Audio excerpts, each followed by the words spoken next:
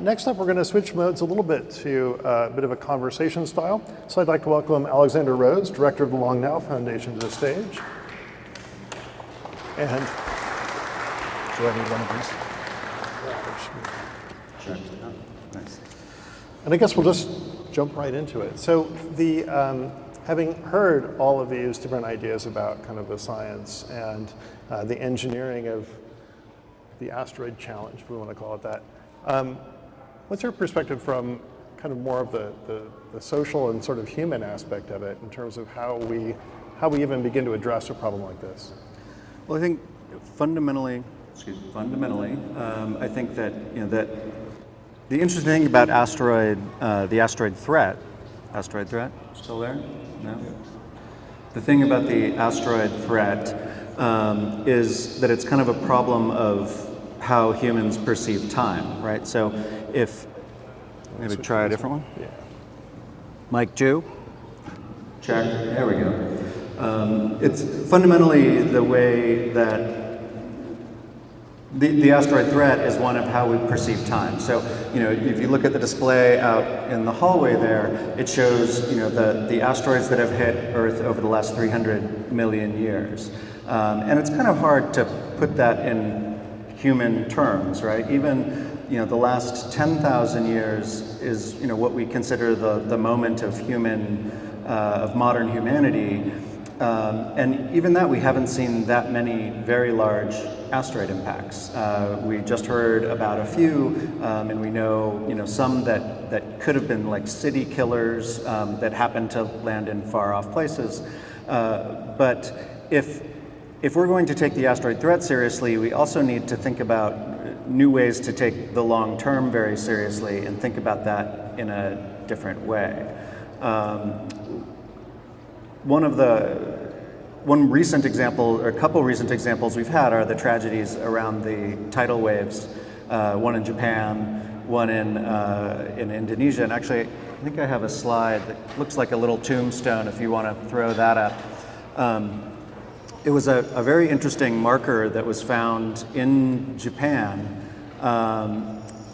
And it turns out there's several of these throughout Japan. And the last earthquake that caused the tsunami there was actually considered a once in 10,000 year event. And yeah, it's down further. That's not it. It looks like a little tombstone graphic. That's it. And what this marker said was that high places are the safe places and do not build below this point. And it was a 400-year-old marker, and it was warning effectively of the tsunami that came. And just below the point of this marker, all these houses and buildings were wiped out, and the villages above them were not. And so, fundamentally, we have things like Meteor Crater and the Yucatan Peninsula crater. Those are our markers of a much grander scale and a much grander time scale, just like this one. And just like this one, we are largely ignoring it. So how do we take something like a physical monument or like you said, a meteor crater, and use that as a way to kind of change our thinking? How do we take that abstraction and make it more real?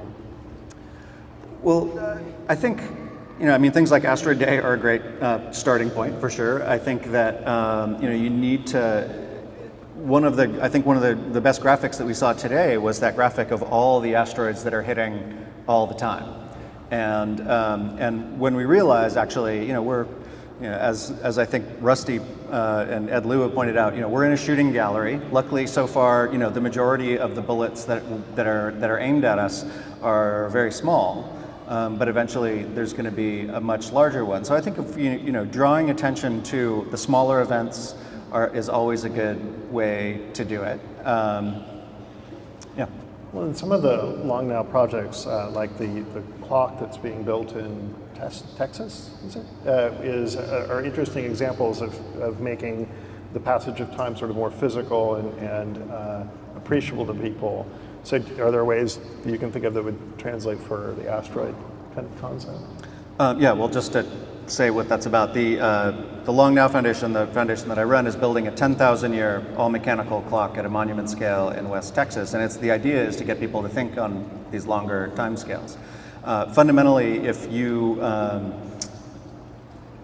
of the problems that we have in the world, like the asteroid threat or climate change, if you're only trying to solve them on a 4-year election horizon, clearly, it's why, for instance, one of the reasons we probably don't have a good asteroid detection program, why the Sentinel mission wasn't funded the moment, in my opinion, something like the Sentinel mission should have been the very first thing that a spacefaring civilization does, right?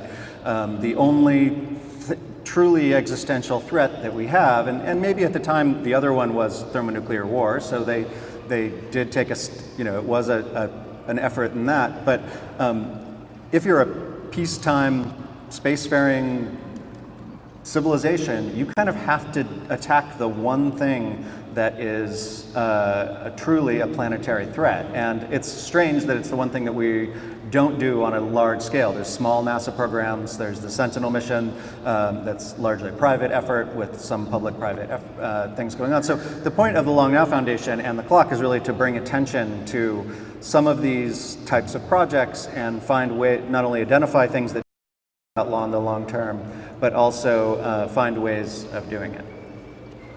Great. Well, thank you very much for taking time to talk to our audience today, and really appreciate you being here. Thank you. Thank you. Thanks very much. Really appreciate it. So we're going to watch it.